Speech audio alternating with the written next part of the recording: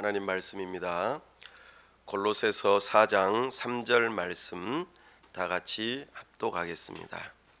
또한 우리를 위하여 기도하되 하나님이 전도할 문을 우리에게 열어주사 그리스도의 비밀을 말하게 하시기를 구하라.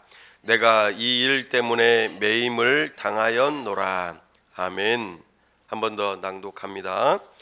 또한 우리를 위하여 기도하되 하나님이 전도할 문을 우리에게 열어주사 그리스도의 비밀을 말하게 하시기를 구하라. 내가 이 일 때문에 매임을 당하였노라. 아멘. 다 함께 기도하겠습니다.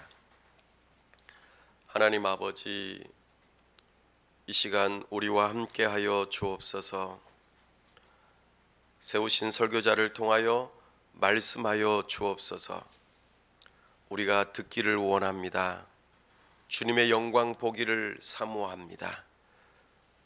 우리와 함께하여 주옵소서. 하나님의 살아계심을 체험할 수 있도록, 살아있는 신앙이 될 수 있도록 도와주시옵소서. 이름만 그리스도인이 아니라 우리의 심장이 뛰고 복음이 살아있어 참으로 주님의 사랑으로 견딜 수 없는 마음으로 주님을 뜨겁게 사랑할 뿐만 아니라 영혼들을 사랑할 수 있는 우리의 심장이 되게 하여 주옵소서. 우리를 통하여 하나님의 나라가 이루어지고 주님의 몸된 교회가 세워지는데 우리를 사용하여 주시옵소서. 아버지 하나님, 올 한 해 우리를 여기까지 인도하심을 감사합니다. 이제 2025년 마지막 주일 예배를 함께 드리며 하나님 앞에 감사와 찬송과 영광을 올려드립니다. 참으로 우리 하나님께서 은혜 베풀어 주셔서 여기까지 인도하셨사온데 앞으로 우리의 삶을 인도해 주실 줄로 믿습니다. 하나님께서 은혜를 베풀어 주시옵소서. 아버지 하나님, 이 나라의 위정자들을 불쌍히 여기시고 올바른 선택과 참으로 하나님 마음에 합한 결정들을 해갈 수 있도록 우리 하나님께서 은혜를 더하여 주시옵소서. 우리 귀한 선교사님들 붙들어 주시고 성령으로 충만케 하여 주시옵소서. 이 시간 우리와 함께 하시고 은혜 주시기를 간절히 바라올 때 우리 주 예수 그리스도의 이름으로 기도하옵나이다. 아멘.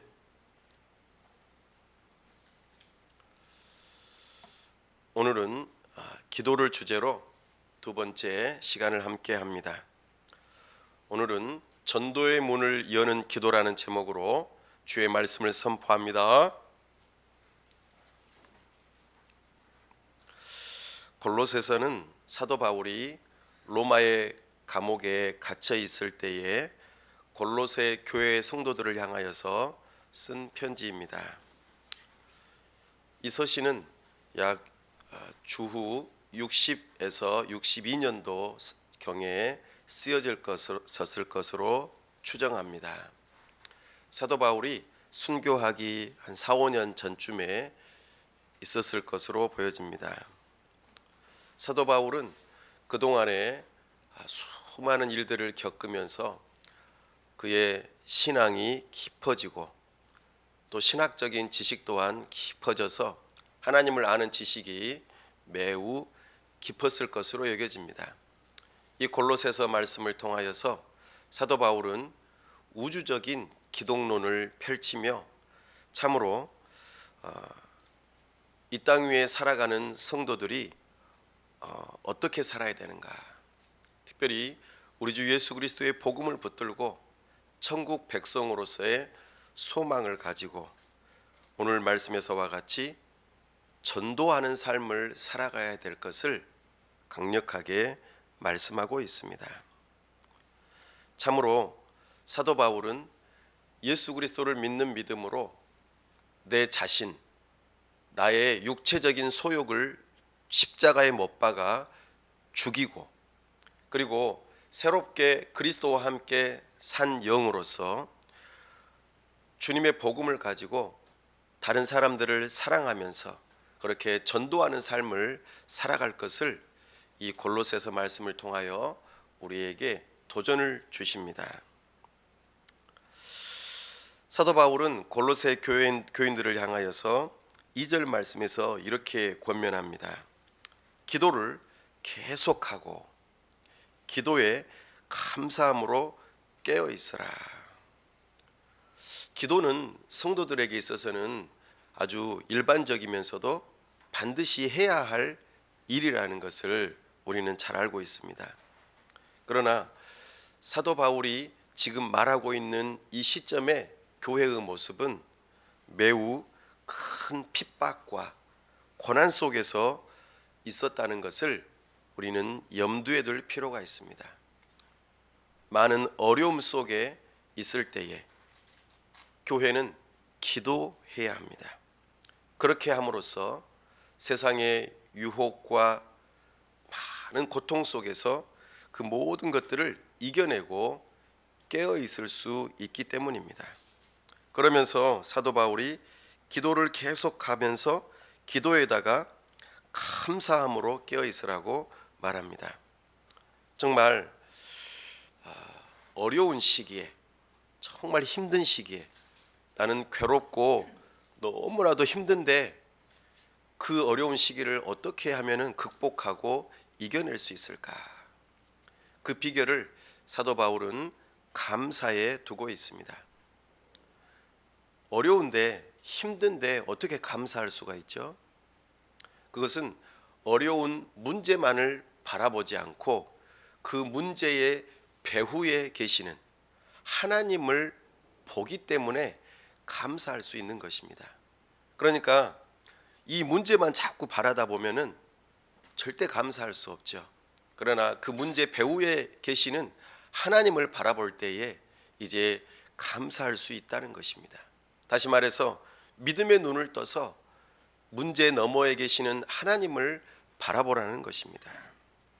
언제 체포될지 모르고 언제 붙들려가 죽을지 모르는 사자밥이 되거나 기둥에 매달려 불에 태워져서 한밤중에 활활 타는 전등의 역할을, 그런 횃불의 역할을 하는 삶이 바로 기독교인의 삶이었습니다.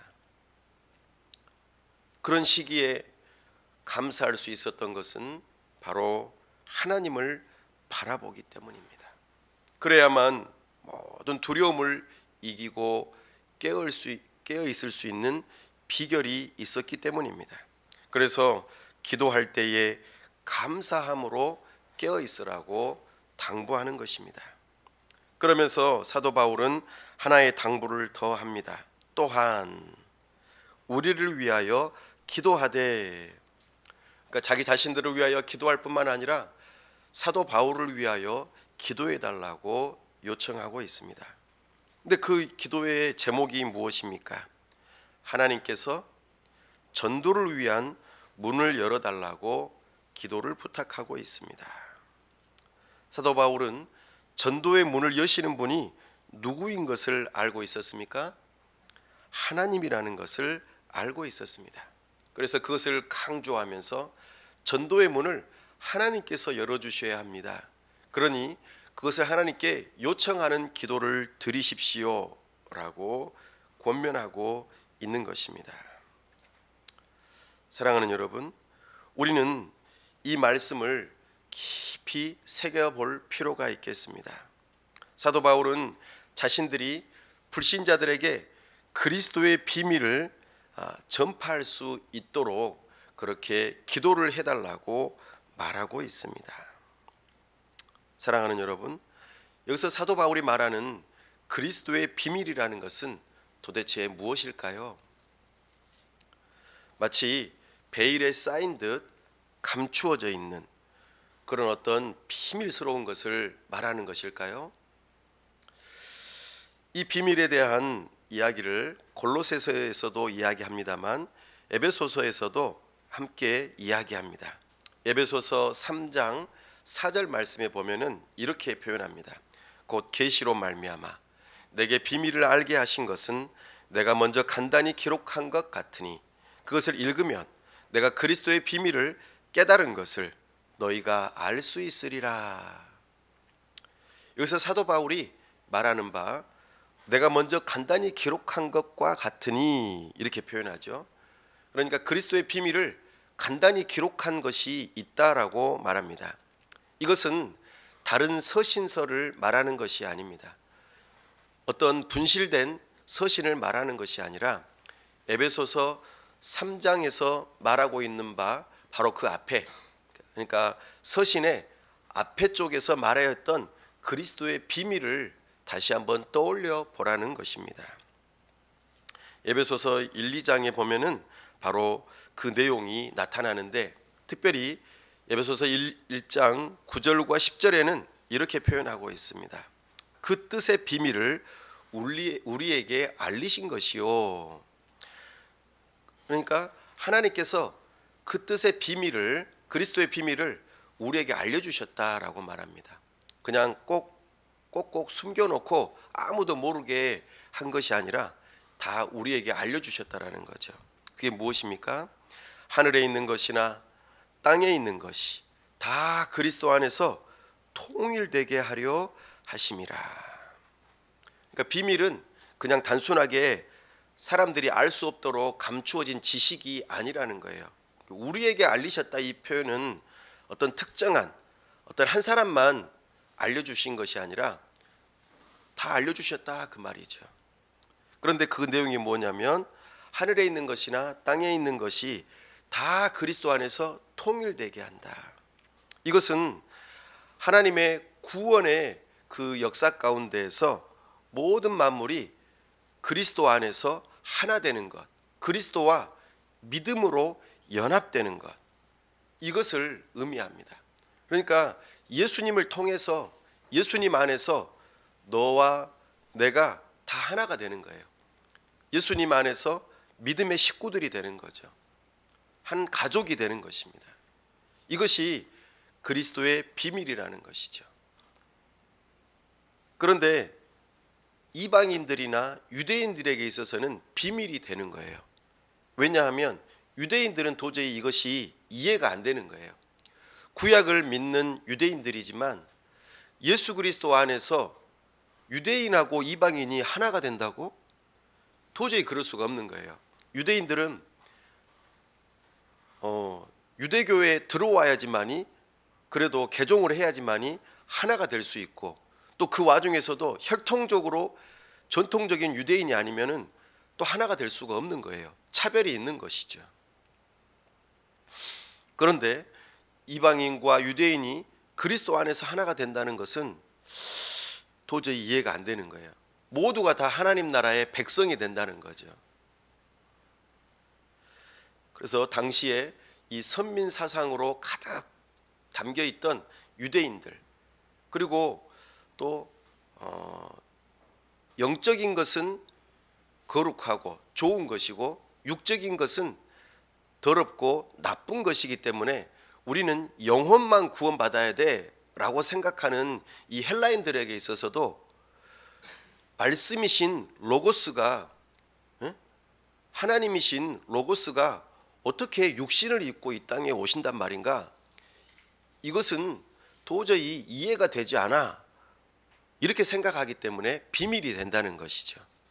그러나 우리가 예수님을 믿는 믿음을 가지고 하나님 나라의 백성이 되는 것은 예수님을 믿기 때문에 우리가 다 가능한 거야 라는 이 복음을 단순하게 받아들이면 비밀이 될 수가 없는 것이죠. 다 누구나에게 열려있는 복음이 되는 것입니다.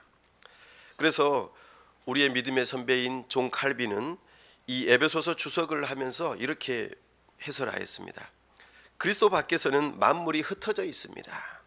그러므로 만물은 하나님의 머리이신 그리스도 안으로 모아집니다. 그분은 자신의 죽음을 통해 우리를 하나님과 화목하게 하셨습니다. 정말 그렇죠. 너무나도 단순하지만 이것이 그리스도의 비밀인 것입니다. 우리 주 예수 그리스도의 십자가의 복음이 우리를 하나님과 하나 되게 하시는, 우리 모두가 다 하나 되게 하시는 놀라운 복음이 된다는 것이죠. 그래서 사도 바울은 이 그리스도의 비밀을 아는 자, 그들이 무엇을 할 수 있는 거라고 말하는 거죠? 전도할 수 있다는 것입니다. 그러므로 전도하는 사람은 먼저 무엇을 알아야 됩니까? 그리스도의 비밀을 알아야 합니다.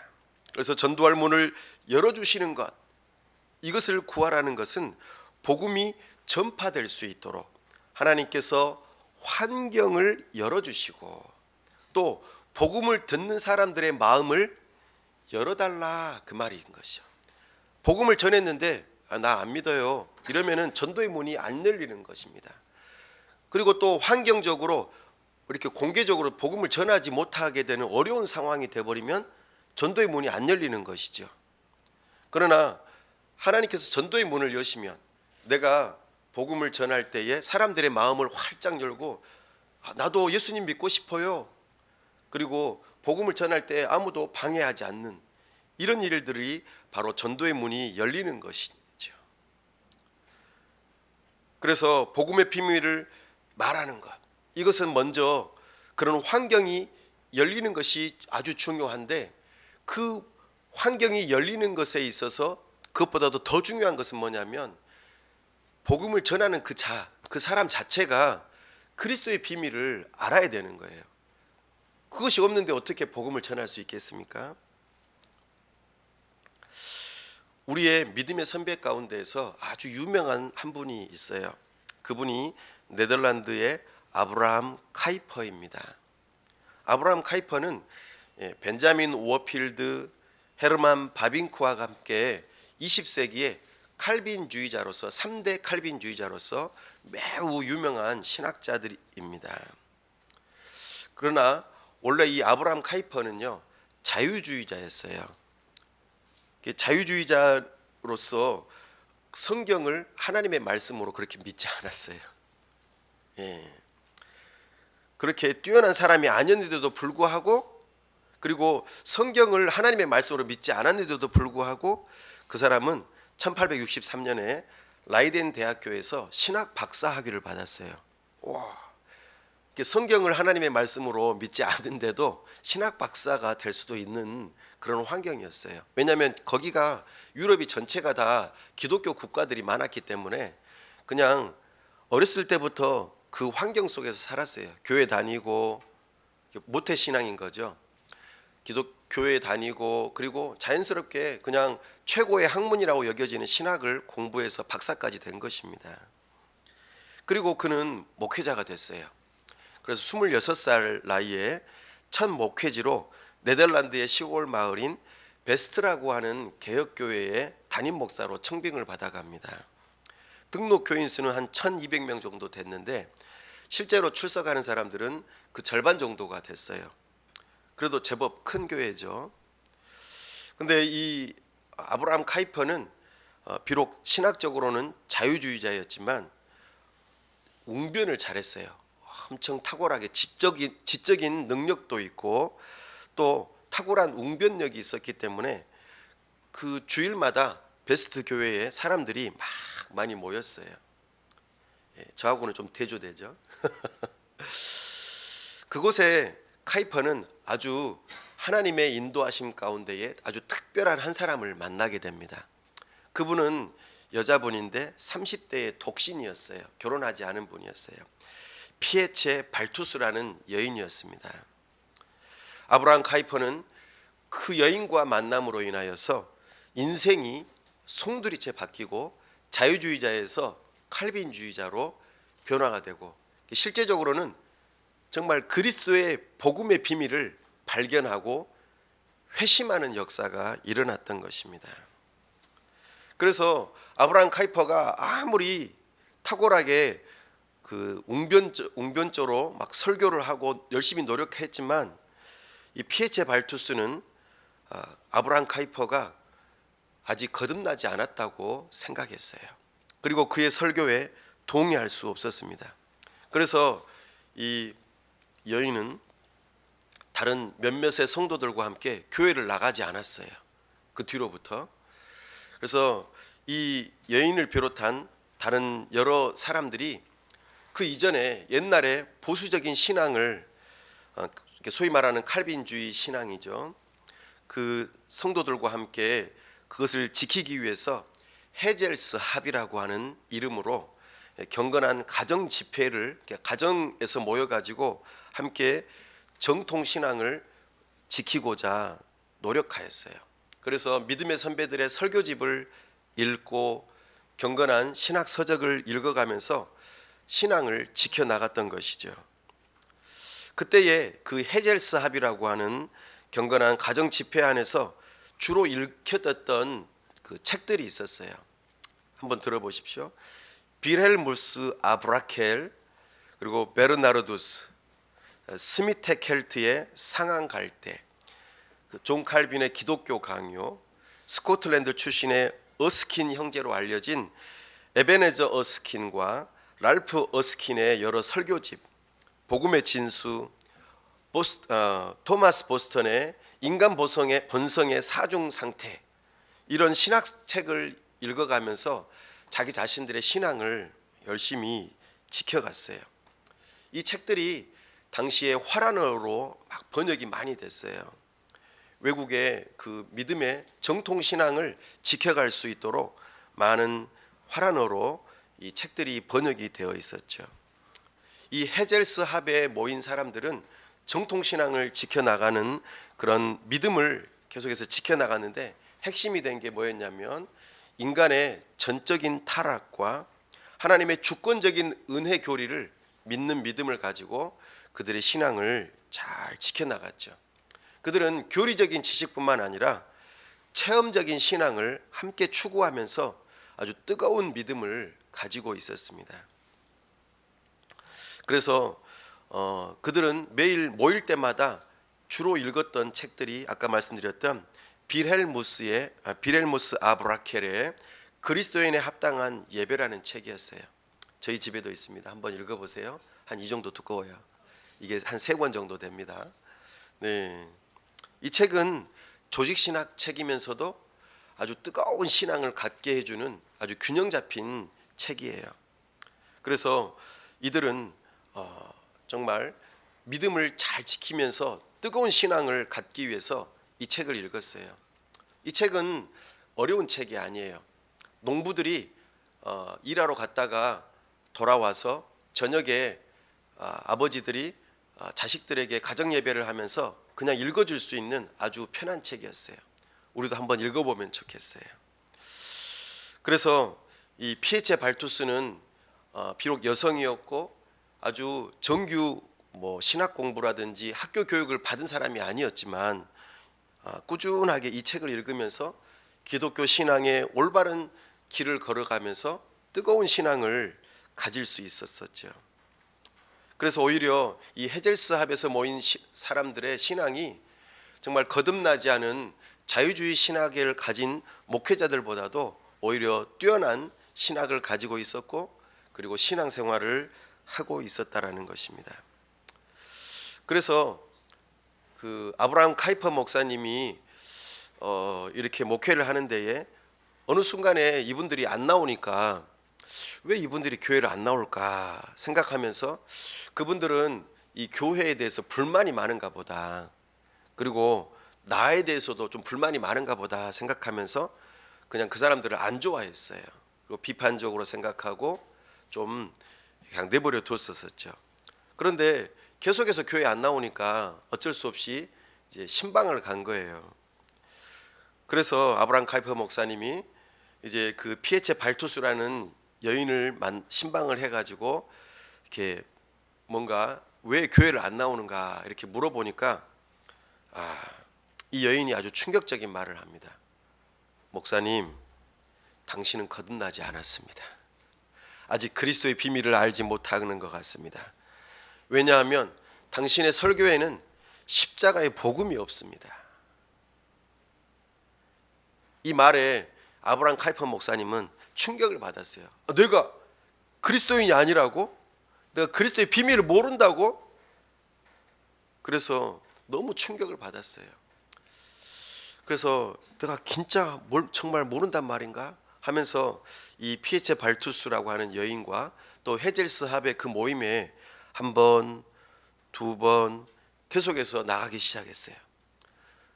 처음에는 권면에서 교회 나오라고 하려고 나갔는데 정작 자기 자신이 거듭나지 않았다라는 것에 충격을 받고 왜 그러한지 하나하나 이야기를 나누다 보니까 정말로 자기 자신이 그런 사람이라는 것을 깨닫기 시작했어요. 그래서 훗날 자기 자신의 자서전에다 이렇게 기록하였습니다. 나는 그 순박한 여인으로부터 어떤 대학 도서관에서도 결코 배울 수 없는 참된 신앙의 비밀을 깨우쳤다. 그러면서 이 아브라함 카이퍼 목사님이 또 한 가지 이야기를 더 들려줍니다. 저는 그 피에체 발투스라는 분을 만나면서 제가 정말 참된 신앙을 가지게 되었고 칼빈주의자로서 변신하는 결정적인 계기가 되었을 뿐만 아니라 또 하나 제가 신앙을 뜨겁게 가질 수 있었던 회심의 역사에 아주 결정적인 책이 한 권 더 있었습니다 라고 글을 기록합니다. 그게 무엇이었냐면 당시 아주 유명했던 소설책이었어요. 예, 그 소설책 제목이 뭐냐면은 지금도 나오는데 제가 찾아보니까 그 책으로 나온 것이 없더라고요. 그래서 전자책을 제가 찾아서 쭉 읽어봤어요. 그게 뭐냐면 책 제목이 레드 클리프의 상속인이라는 책이었습니다. 레드 클리프의 상속인. 1853년 영국의 작가로서 신앙적으로는 이제 성공의 교인이었는데 샬롯 메어리 영이라고 하는 분이 이 책을 썼어요. 당시에 이 책이 얼마나 유명했는지 책은 연애 소설이었어요. 연애 소설. 그러나 그 안에 담겨 있는 내용은 엄청나게 종교적이면서도 도덕적인 주제를 담고 있었어요. 그 안에는 자기의라고 하는 나는 의로워, 나는 죄인이 아니야 라고 하는 이 생각과 더불어 거기에 대조적인 참된 겸손이 무엇인지에 대해서 알려주는 책이었습니다. 예, 이 아브라함 카이퍼가 이 소설책을 읽다가 회심한 거예요. 그 소설에는 두 주인공이 나옵니다. 예, 누구냐면 가이 모빌경이라고 하는 분과 그의 사촌인 육군 대위 필립 모빌이라고 하는 분이 주인공으로 등장합니다. 예, 가이 모빌경은 레드 클리프 가문의 상속자였어요. 그리고 아주 부자였고 매력적이고 활기찼죠. 그런데 이름에서도 한번 떠올려 보세요. 레드 클리프. 레드는 빨갛잖아요. 예, 막 불타오르는 것처럼 성질이 이 가문의 사람들은 성질이 아주 그냥 불 같았어요. 그래서 아주 그냥 불같은 성격으로 화도 잘 냈었죠. 근데 이것을 억누르기 위해서 하나님 앞에 끊임없이 기도하면서 신앙적으로 분투한 인물이 가이 모빌경이었어요. 근데 이에 비해서 그의 사촌인 필립 모빌은 굉장히 가난했습니다. 그래서 그 가난을 이기기 위해서 군인이 되었어요. 그래서 가난했지만 매우 성실하고 이성적이면서 도덕적으로도 흠잡을 데 없는 아주 뛰어난 인물이었죠. 그러나 이 필립은 자기 의에 가득했어요. 그래 내가 이렇게 도덕적으로 살아가니까 나는 괜찮은 사람이야. 이런 영적인 교만을 가지고 그렇게 살아가는 사람이었죠. 그래서 자주 화내고 실수하는 가이 모빌경을 경멸하기도 하고 저 사람보다 내가 더 나아. 이렇게 필립 모빌이라는 사람이 그렇게 자기 의에 가득했었죠. 그리고 좀 신앙적으로 연약한 모습 보이면은 정죄하고 그리고 틀렸다고 막 말을 했었죠. 한편으로 이 가이 모빌경은 그의 친척 중에 에드먼스톤 가족과 함께 지냈습니다. 그리고 그 집의 딸인 에이미와 사랑에 빠졌어요. 이 이제 연애가 막 이루어지는 것이 이 소설에서 막 이루어집니다. 그러나 그의 사촌인 필립은 굉장히 가이를 싫어했어요. 그래서 사사건건 시비를 걸고 틀렸다고 막 말을 하는 것이죠. 급기야는 이 필립이 가이 모빌경을 모함해요. 그래서 에드먼 스톤 그 가족에게 가이가 잘못됐다, 틀렸다, 저 큰일 난다, 저렇게 놔두면 안 된다라고 이야기를 합니다. 그래서 약혼녀 에이미와 서로 사랑을 못하도록 만들어버려요. 그래서 오해를 받고 가이 모빌경이 쫓겨나죠. 아주 그냥 수모를 겪습니다. 근데 이때 재밌는 거는 그때 가이 모빌경이 일체의 변명을 하지 않아요. 그리고 묵묵하게 그냥 그 상황을 견디면서 이렇게 시간이 흐릅니다. 그렇게 시간이 흘러가다가 가이 모빌경이 잘못한 게 아니었구나라는 그 오해가 풀리면서 이제 그 가이 모빌경은 에이미와 결혼하고 행복하게 살기 위해서 딱 이제 신혼여행을 갑니다. 그 신혼여행을 갔는데 어디로 갔냐면 이탈리아로 갔어요. 근데 그곳에서 우연치 않게 그의 사촌인 필립을 만나게 돼요. 원수는 외나무 다리에서. 근데 그때에 이 필립이 아주 치명적인 열병에 걸리고 맙니다. 그래서 점점 죽어가고 있었어요. 그때에 이 가이 모빌경은 그 자기 자신을 힘들게 했던 이 필립 모빌을 정성스럽게 간호해 줍니다. 대단하죠. 이 필립은 그 가이의 정성스러운 간호에 의해서 건강이 회복돼요. 근데 안타깝게도 가이 모빌경이 그 열병을 옮아버려요. 그리고 이 전염돼 가지고 결국에는 가이 모빌경이 죽어버리고 맙니다. 신혼인데 그만 죽어버리고 말아요. 하지만 가이 모빌경은 절대 원망하지 않습니다.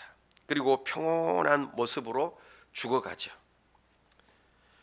그리고 필립을 용서한다고 말해요.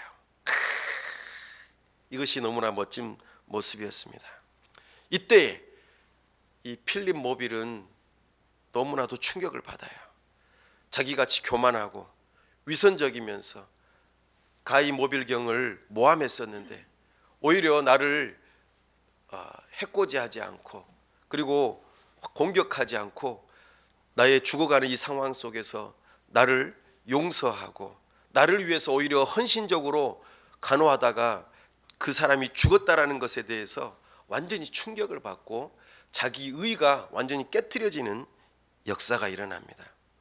그래서 이 필립은 자기 자신의 그 도덕주의적인 자부심 때문에 하나님을 간절히 찾지 않았던 그 자기 자신의 역겨운 모습, 이중적인 그 삶에 대해서 하나님 앞에 깨지게 되죠. 그리고 그 가이 모빌경의 그 숭고한 희생 정신을 딱 받아들이면서 하나님 앞에 깊이 회개하게 됩니다. 가이 모빌경이 죽음으로 인해서 필립 모빌경이 그의 사촌으로서 레드클리프의 상속인이 돼요. 최종적으로는. 그러나 이 필립은 그가 받은 모든 재산을 자기가 다 쓰려고 하지 않아요. 자기 자신이 이 돈은 나에게 필요하지 않다. 이렇게 변화된 삶으로 살아가는 모습이 이 연애 소설에서 나타납니다. 이 아브라함 카이퍼가 이 이야기를 딱 들으면서 이렇게 깨달은 거죠. 그래서 훗날에 자기의 그 회고록인 나의 은밀한 이야기들에서 이렇게 기록합니다. 나는 그 책을 읽으며 어린아이처럼 울었다. 그리고 그 순간 내 안에 무언가가 무너져 내리는 것을 느꼈으니 이는 나의 교만이었다. 그 책을 다 읽었을 때 나는 하나님 앞에 내 영혼의 무릎을 꿇지 않을 수 없었다. 나의 알량한 지적 자만심은 산산조각이 났고 어린아이 같은 순전한 믿음으로 그분께 나아가지 않을 수 없었다. 사랑하는 여러분, 아브라함 카이퍼는 자유주의자로서 거듭나지 않은 상태에서 목사까지 되었지만 그가 참으로 두 가지의 엄청난 사건을 통하여서 회심하고 변화되는 역사가 있었고 우리 믿음의 아주 놀라운 선배로서 정말 큰 영향력을 끼친 사람이 되었습니다. 그 자신이 그리스도의 비밀을 깨달아 정말 영적으로 잠들어 있고 정말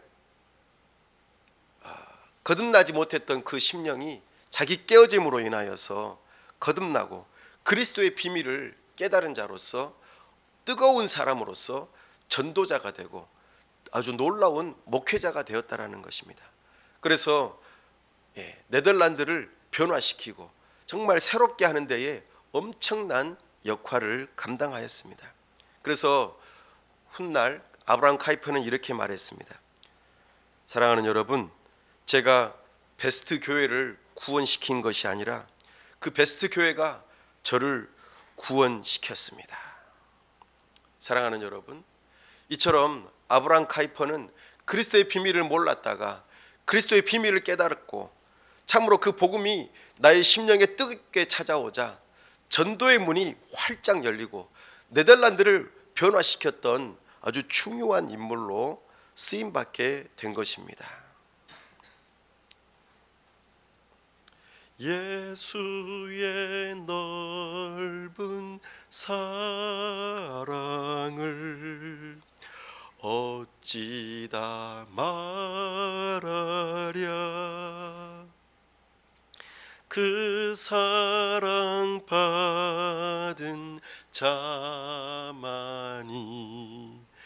그 사랑 알도다. 사랑하는 여러분, 여러분들은 그리스도의 비밀을 깨달으셨습니까? 그 그리스도의 비밀을 깨닫고 그 그리스도의 피 묻은 복음을 전하고 계십니까? 영적으로 죽어 있고 세상 영광을 구하는 이 세상에서 지옥으로 달려가는 그 심령들을 향하여서 애끓는 심정으로 주님의 복음을 전하였습니까? 오직 예수 그리스도만이 우리에게 유일한 소망입니다. 그렇게 복음을 전하며 우리 예배합시다. 우리 하나님 앞에 나아갑시다. 그리스도의 복음을 전하는 교회로 나아갑시다. 이렇게 복음을 전하였습니까? 사랑하는 여러분, 복음을 전하기 위해서는 내가 먼저 그 복음을 알아야 합니다. 그리스도의 비밀을 깨달아야 합니다. 나의 심령이 우리 주님의 복음을 지적으로 알 뿐만 아니라 체험적으로 깨달아야 합니다. 그 십자가의 복음이 선명하게 내 심령에 찾아와 참으로 내가 거듭난 것을 확신하며 우리 주님의 복음이 내 안에 뜨겁게 작용하여 이 복음을 전하지 않으면 내가 하나님으로부터 벌받을 것 같아. 나 혼자만 이것을 알고 있는 것은 참으로 잘못된 일이야. 이런 뜨거운 심령이 되어야만 우리는 복음을 전할 수 있는 것입니다. 그래서 사도 바울은 그리스도의 비밀을 말하게 하여 주시기를 구하라고 기도하였습니다. 내가 그리스도의 비밀을 알지 못한다면 결코 전도할 수 없습니다. 전도는 훈련도 필요하지만 내가 그리스도를 알고 만나야만 전도할 수 있습니다. 그렇지 않으면 전도할 수 없어요. 단순한 지적인 그런 지식을 가지고 복음을 전할 수 없어요. 내 안에 그리스도의 사랑이 뜨겁게 있어야만 우리는 전도할 수 있습니다. 그런 사람만이 전도가 교회의 엄중한 사명이라는 것을 깨달을 수 있습니다. 사랑하는 여러분, 지금 사도 바울이 골로새 교회를 향하여서 복음을 전하고 또 그 전도를 할 수 있는 문을 열어달라고 기도 요청을 할 때는 박해의 시기였습니다. 예수님을 믿는다는 것 그 자체가 감옥에 갇힐 수 있는 그런 엄청난 시기였다는 것입니다. 지금 사도 바울이 갇혀 있잖아요. 로마의 감옥에 갇혀 있습니다. 예수 그리스도를 믿는 믿음 때문에 그것을 전도했기 때문에 감옥에 갇혀 있는 상황이었습니다. 어떻습니까? 우리는 예수님을 믿기 때문에 복음을 전하기 때문에 감옥에 갇힙니까? 결코 그렇지 않습니다. 우리는 오히려 자유롭게 복음을 전할 수 있는 것입니다. 그런 시대에 우리는 아직 살고 있습니다. 그런데 복음을 전하지 않는 것은 우리 안에 그리스도의 비밀을 깨닫지 못했거나 아니면 그 그리스도의 비밀을 알고 있음에도 불구하고 영혼을 향한 뜨거운 열정이 점점 식어지고, 그래서 사람이 거듭나고 회심하는 것에 대해서 점점 무관심해져 가기 때문일 것입니다. 오늘날 교회의 설교는 구원받지 못한 불신자를 향하여서 아직도 거듭나지 못한 그들을 위해서 복음을 전하지 않기 때문에 이런 일들이 일어나지 않는다라는 것을 우리는 알아야 합니다. 단순하게 예수님 믿으면 착하게 살아야 돼, 예수님 믿으면은 정직하게 살아야 돼, 다른 사람들에게 해코지하면 안 돼, 이 정도로만의 설교를 한다면 결코 영혼을 향한 뜨거운 복음의 열정을 타오르게 할 수 없을 것입니다. 그러나 오늘 사도 바울은 우리에게 강력하게 권면하고 있습니다. 우리를 위하여 기도하되 하나님이 전도할 문을 우리에게 열어주사 그리스도의 비밀을 말하게 하여 주시기를 구하라. 이것은 교회가 존재하는 목적입니다. 목회자와 성도들이 온 마음과 힘을 다하여서 복음을 전하는 것, 이것이 교회의 존재 목적입니다. 전도의 문이 열리든지 열리지 않든지 어떤 때이든지 우리는 교회 밖에 있는 불신자들을 향하여서 열심히 복음을 전하라고, 그렇게 그 일을 위하여 기도하라고 말씀하고 있습니다.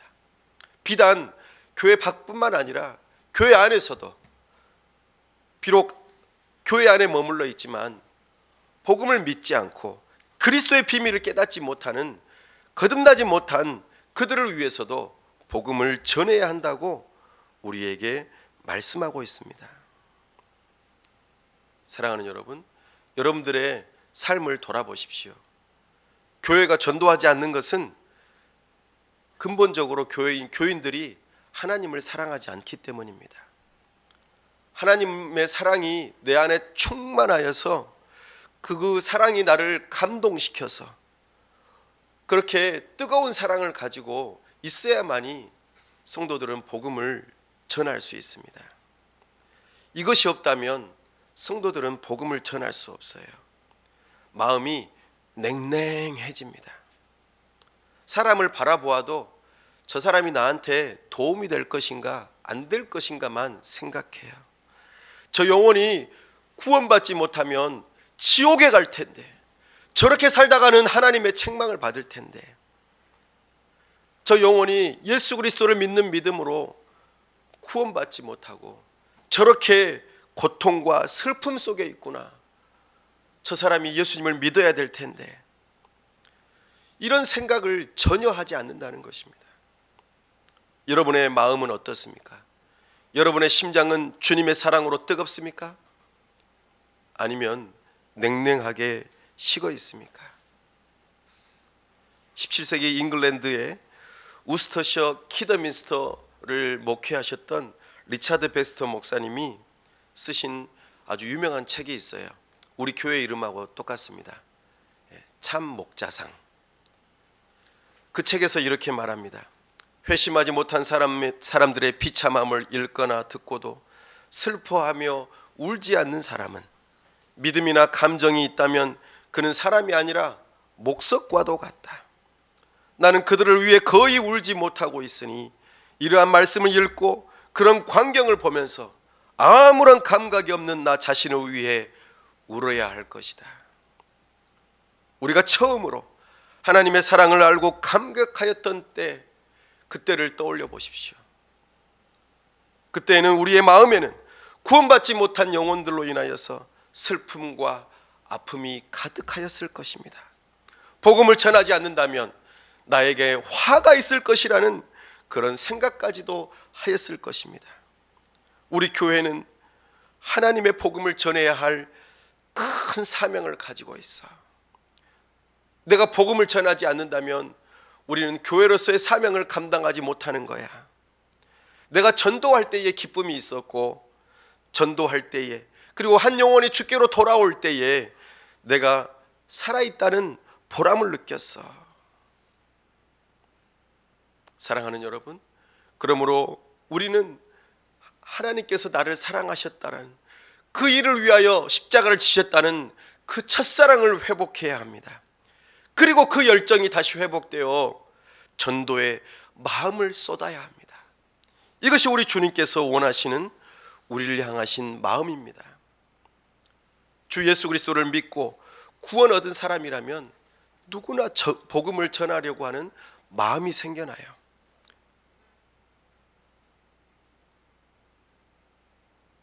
정기적으로 전도할 수도 있고, 이따금 전도할 수도 있고, 우리는 사람을 만나면 전도하고 싶은 마음이 든다라는 것입니다. 그것에 대한 효과가 있을 수도 있고 있지 않을 수도 있습니다. 열매가 있을 수도 있고 없을 수도 있어요. 그러나 우리는 영혼을 향하여 뜨거운 마음을 가져야 합니다. 단순하게 의무감에 못 이겨서 목사님이 전도하라고 하니까 겨우 물티슈 들고 가서 전도하고, 겨우 뭔가를 나눠주면서 그냥 교회 이름 알려주고, 이 정도가 아니라 내 친구가, 내가 아는 사람이 복음을 듣고 믿어야 될 텐데, 그렇지 않으면 안 되는데 하면서 뜨거운 마음을 가져야 합니다. 이것이 진정 복음을 아는 자의 태도이고 삶인 것입니다. 사랑하는 여러분, 우리 주님께서는 오늘 우리를 향하여 말씀하세요.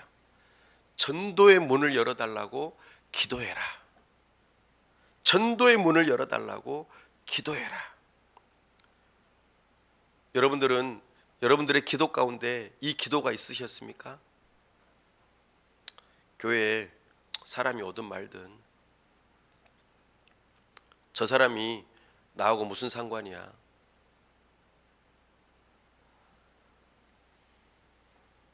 사랑하는 여러분, 오늘 사도 바울은 고린도서 교회를 향하여서 전도의 문을 열어달라고 간곡하게 부탁하고 있습니다. 그는 무죄였지만 전도를 하는 전도자로서의 삶을 살아가면서 옥에 갇혔습니다. 비록 그는 쇠사슬에 매어 있지만 복음은 언제든지 자유롭다라는 것을 알고 있었습니다. 그러므로 하나님을 향하여 전도할 문을 열어달라고 기도하였고, 비록 사도 바울은 감옥에 갇혀 있으면서도 그 안에서 만나는 사람들마다, 자기를 찾아오는 사람들마다 복음을 전하였습니다. 이것이 진정 그리스도의 복음의 비밀을 아는 자의 삶이었습니다. 사도 바울이 하나님께서 전도할 문을 여신다는 것을 말할 때에는 두 가지의 의미가 있습니다. 첫 번째로는 교회 안에 있는 신자들로 하여금 복음을 전할 수 있도록 그리스도의 비밀을 깨닫는 카마를 주어서 전도할 수 있게 하는 것입니다. 그러니까 우리 자신이 그리스도의 비밀을 뜨겁게 깨달아서 전도할 수 있게 해달라는 그런 의도인 것이죠. 두 번째로는 그 복음을 전할 때에 효과적으로 전해서 환경과 사람의 마음의 문이 활짝 열리게 해달라고 간절히 기도하는 것입니다. 사람의 마음을 누가 여실까요? 하나님이 여십니다. 그러므로 우리는 하나님께서 여시는 그 놀라운 역사를 위하여 우리는 기도해야 합니다. 사람 마음을 우리가 움직일 수 없어요. 그러므로 하나님께서는 죄인들의 마음을 여시고 구원받기를 기뻐하신다는 그 믿음을 가지고 우리는 기도해야 합니다. 열린 문을 위하여 기도해야 합니다. 하나님, 문이 활짝 열려서 수많은 영혼들이 구원받을 수 있게 해주십시오. 하나님, 하나님만이 이 일을 하실 수 있습니다. 그러므로 우리 안에는 주님을 향한 뜨거운 사랑으로 그리스도의 비밀로 불타오르게 하시고, 하나님께서 문을 활짝 여셔서 우리가 한마디만 해도 저들의 마음의 문을 열고 하나님께로 달려 나오는 놀라운 역사가 있게 해달라고 우리는 기도해야 합니다. 사랑하는 여러분, 불이 활활 타오르기 위해서는 어떻게 처음에 해야 합니까? 아무리 큰 불이라도 한때는 아주 작은 불씨였습니다. 불쏘시개가 있어야 돼요. 마른 낙엽을 아주 곱게 비벼가지고 펼쳐놓고 또 거기다가 부지런히 부시토를 때려가지고 불꽃을 튀겨야 합니다. 정말 힘들죠? 처음에 불꽃을 튀기는데 너무나 힘들어요. 그렇게 잘 말라있는 나뭇잎에다가 불쏘시개를 활용해서 불이 엉겨붙으면 우리는 잘 마른 낙엽을 한 장, 두 장 이렇게 얹으면서 불을 붙입니다. 그 불이 점점 잘 붙으면 우리는 아주 작은 가느다란 나뭇가지를 얹으면서 모닥불을 만듭니다. 그 모닥불이 점점 잘 살아나면은 좀 더 큰 나무를 얹기 시작하는 것이죠. 그렇게까지 하다 보면은 이제 아주 큰 나무를 얹으면은 점점 더 큰 불이 되어지고 맙니다. 사랑하는 여러분, 전도의 부흥도 이와 똑같습니다. 교회 안에 누군가가 전도하고 싶다 하는 이 영혼을 구원하고 싶어하는 열정이 사무친 한 사람이 필요합니다. 그런 사람이 전도의 문을 열어달라고 간절히 기도할 때에 그 한 사람을 통해서 또 다른 한 사람이 기도하고 또 한 사람이 기도하는 과정 속에서 우리는 전도의 부흥을 경험할 수 있습니다. 아무리 연약한 사람일지라도, 아무리 어린아이일지라도 하나님을 향하여 열린 문을 달라고 기도할 때에 하나님께서는 우리를 통하여 전도의 문을 여시고 구원의 문을 활짝 여셔서 교회를 세우신다라는 것을 우리는 기억해야 합니다. 그래서 C.S. 루이스는 순전한 기독교회에서 이렇게 말했습니다. 교회는 사람들을 그리스도로 이끌어 그들을 작은 그리스도를 만들기 위해 존재합니다. 만일 교회가 그 일을 하지 않는다면 교회의 건물과 성직자를 세우는 것과 선교와 설교하는 것, 심지어 성경 자체를 가지고 있는 것은 그냥 시간 낭비일 뿐입니다. 그러므로 우리는 온 마음을 다해서 전도를 위해서 기도해야 합니다. 우리가 예수 그리스도를 믿기로 결심하였을 때 그 깨달았던 내가 얼마나 비참한 사람인가, 그리고 그 죄의 문제를 해결하기 위해서 얼마나 고통스러웠는가. 오직 예수 그리스도의 복음만이 나를 자유롭게 하셨어. 이런 믿음을 가지고 우리는 하나님, 이 복음이 나 혼자만 가지고 있을 수는 없습니다. 그러니 전도의 문을 열어주십시오 라고 우리는 기도해야 합니다. 사랑하는 여러분, 전도의 문을 여시는 분은 하나님이십니다. 우리는 이것을 믿는 믿음으로 기도해야 합니다. 이것은 역사 가운데서 많은 부흥의 역사로 우리에게 증거하고 있습니다. 때는 바야흐로 1857년 정오 기도회라고 하는 뉴욕에 아주 유명한 일화가 있습니다. 1857년은 미국에 커다란 경제 대공황이 왔었습니다. 경제 대공황이라고 하는 말은 물가는 계속해서 올라가고 아주 먹을 것을 하나 사 먹기 위해서는 엄청나게 많은 돈을 지불해도 사 먹기 어려운 그런 상황을 말합니다. 사회적으로는 정말 암울한 시기였습니다. 제레마이어 램피어라고 하는 한 성도가 있었습니다. 이분은 원래 의류 사업을 하셨던 분이었어요. 그런데 네덜란드의 개혁교회에서 선교사로 임명을 받아가지고 뉴욕에서 사역을 했습니다.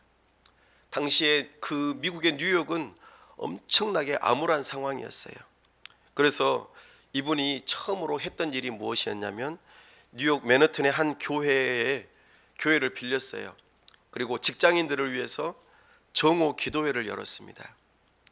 그 정오 기도회를 열겠다고 하고 사람들한테 알렸어요. 1857년 9월 23일 수요일 정오 12시 여러분 기도하러 모입시다. 약속한 시간이 되었을 때에 몇 명이 모였을까요? 맞아요. 램피어 혼자 모였어요. 아무도 기도하러 오지 않았어요. 램피어는 30분 동안 열심히 기도했습니다. 하나님 불쌍히 여겨주세요. 예배당에서 혼자 기도하고 있을 때 12시 30분경에 계단을 올라오는 발소리가 들렸습니다. 12시 30분이 되어서 한 명이 합류했어요. 두 명이서 기도하기 시작했습니다. 그렇게 첫 모임이 끝날 때쯤 되었을 때에 몇 명이 모였을까요? 6명이 모였습니다. 6명이서 첫 모임을 마쳤어요. 그리고 그 다음 둘째 주 몇 명이 모였을까요? 20명이 모였습니다. 셋째 주는 몇 명이 모였을까요? 40명이 모였습니다. 배가 되어졌습니다. 그렇게 기도하는데 10월 달이 되었어요. 이 10월 달은 미국의 경제 공황이 극에 달하는 시기가 되었습니다. 아무리 기도해도 경제는 나아질지 몰랐어요. 이 경제 위기는 철도 건설, 토지 투기 과열, 그리고 8월 24일 오하이오 생명보험 신탁회사의 파산, 그리고 가장 결정적으로 SS 센트럴 아메리카호의 침몰 사건 때문에 경제 공황은 아주 극에 달했습니다. 센트럴 아메리카호가 증기선이었어요. 그런데 당시에 캘리포니아에서 금광을 채굴 해가지고 약 13톤에서 15톤 정도의 금을 이 증기선에다 싣고 이제 다 오고 있었어요. 그 문제를 해결하기 위해서. 그런데 중간에 오다가 허리케인이 들이닥친 거예요. 어떻게 됐을까요? 허리케인이 증기선을 뒤집어 엎어버렸어요. 그리고 그 모든 금이 강에 다 쏟아져 버렸습니다. 그 금은 뉴욕의 은행들이 연금 지급 준비금을 메꾸기 위해서 애타게 기다리고 있던 자금이었어요. 하나님께서 이 기도를 참 들어주셨으면 좋았을 텐데 그러지 않았어요.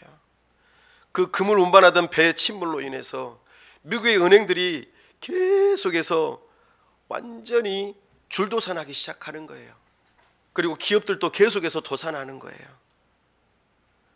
뿐만 아니라 러시아에서 터키 제국으로 계속해서 공격해 오면서 크림 전쟁이 일어났을 때에 미국은 잠깐 그들에게 곡식을 제공하면서 곡물을 제공하면서 좀 경기가 살아나는 듯 했는데 갑자기 전쟁이 끝나버리는 거예요. 그러면 곡물이 필요해요? 안 필요해요? 안 필요해요. 그러니까는 미국의 농부들이 이제 줄도산하기 시작하는 거예요. 그러니까 농부들도 줄도산하고 그리고 은행, 기업들이 전부 다 빚더미에 앉기 시작한 거예요. 수만 명이 해고를 당하고 5천 개 이상의 은행이 파산하고 철도 회사들도 줄줄이 도산하고 그래서 거리마다 사람들이 전부 다 피켓을 두고 이렇게 외치는 거예요. 일자리를 달라, 빵을 달라. 당시 15대 미국 대통령인 제임스 부캐니언은 아주 무능했어요. 그래서 아주 더 끔찍한 상황들을 맞이하고 말았습니다. 이때에 기도회는 계속되었습니다. 그러다가 고통받던 이 기업가들이 점심 식사를 하는 대신에 금식하며 기도해야겠다 하고는 기도하기 시작했어요. 그렇게 처음에 모이지 않았던 사람들이 한 주, 두 주 계속 지나가면서 정오 기도회로 사람들이 모이기 시작했어요. 인원들이 점점 많아지다 보니까 그 교회 하나에서 모이기가 힘들어졌어요. 그래서 바로 옆에 있던 존 스트리트 감리교회를 빌려가지고 두 교회에서 기도하기 시작했어요. 그런데 이 기도회가 점점 더 많아지면서는 기도할 사람들이 너무 많아지니까 바로 옆에 있던 버튼 극장을 또 섭외했어요. 그것도 안 되니까는 공화당까지 빌렸어요. 그래서는 정오의 기도회가 불붙듯이 계속해서 늘어나기 시작하는 거예요. 그래서 몇 달 만에 이 뉴욕의 정오의 기도회가 놀랍게도 1만 명이 기도하는 기도회로 변화되어졌어요. 이 소식을 들은 뉴욕의 트리븐지가 또 뉴욕의 헤럴드지가 미디어로 막 이것을 취재해가지고 막 알리기 시작했어요. 뉴욕의 기도회가 열렸습니다. 뉴욕의 정오 기도회가 부흥의 역사가 일어나고 있습니다. 그러니까는 바로 옆에 있던 시카고, 필라델피아, 미국의 전역으로 이 정오 기도회가 불처럼 번지기 시작했습니다. 이 기도회 열기는 믿는 사람들뿐만 아니라 불신자들의 마음도 녹이기 시작했어요. 그래서 배를 타고 오는 사람들이 이상하게 뉴욕으로 오는데 아무도 전도를 안 했는데 그들의 마음에 성령의 감동의 역사가 일어나가지고 성령의 임재가 느껴지기 시작하고 그들의 죄를 느끼기 시작하면서 하나님 앞에 회개하는 역사가 일어났습니다. 이 역사를 통해서 미국의 100만 명의 영혼이 주께로 돌아오는 역사가 있었습니다. 이 부흥의 결과로 아주 정말 뛰어난 전도자 한 사람이 세워졌어요. 누구일까요? 바로 드와이트 무디였습니다. 무디 목사님이 세워지고 무디 목사님을 통하여서 전도의 불길이 타오르기 시작했습니다. 우리가 알고 있는 무디 교회도 있죠. 사랑하는 여러분, 정말 작은 모닥불과 같은 불길이었지만 하나님께서 그들을 들어 쓰셔서 놀라운 역사를 이루셨다는 것을 교회의 역사 가운데서 우리는 많이 발견할 수 있습니다. 이것은 도시에서 이런 일이 일어났지만 시골에서도 이런 일이 일어났습니다. 사랑하는 여러분, 하나님의 놀라운 역사 가운데서 우리는 하나님의 놀라운 일들을 볼 수가 있습니다.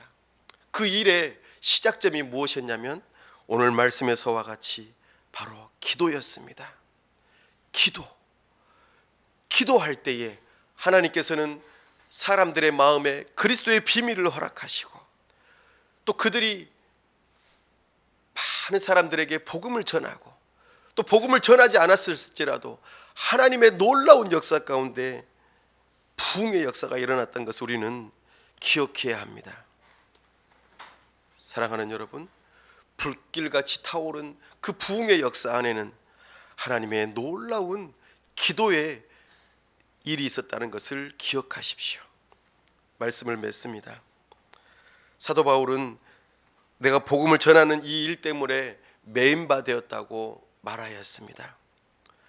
그리스도의 복음의 비밀을 아는 자는 복음을 전하기 위해서 어떤 어려움도 감수합니다. 목숨을 걸고 복음을 전합니다. 뿐만 아니라 목숨을 걸고 기도합니다. 기도할 때에 비록 모닥불과 같은 그런 일이 있었지만 점점 더 그 기도의 불씨를 크게 키우게 하시고 부흥의 불길이 타오르게 하시면서 주님의 몸된 교회를 세우게 하시고 하나님의 나라를 이루게 하셨습니다. 이 일에 유명한 사람도 쓰기도 하시지만 무명의 그리스도인도 쓰신다는 것을 기억하시기 바랍니다. 한 어린아이도 쓰실 수 있고 한 여인도 쓰실 수 있고 한 사람을 쓰실 수도 있습니다. 그러므로 오늘 우리가 기도합시다. 함께 기도합시다. 하나님, 저를 기도의 불쏘시개로 사용하여 주옵소서. 저를 기도의 모닥불로 사용하여 주옵소서. 당장에 어떤 일이 일어나지 않더라도 기도하게 하시고 하나님의 복음의 부흥을 경험하게 하여 주옵소서. 살아계신 하나님을 경험하게 하여 주옵소서. 우리 시간 다 같이 함께 기도하겠습니다.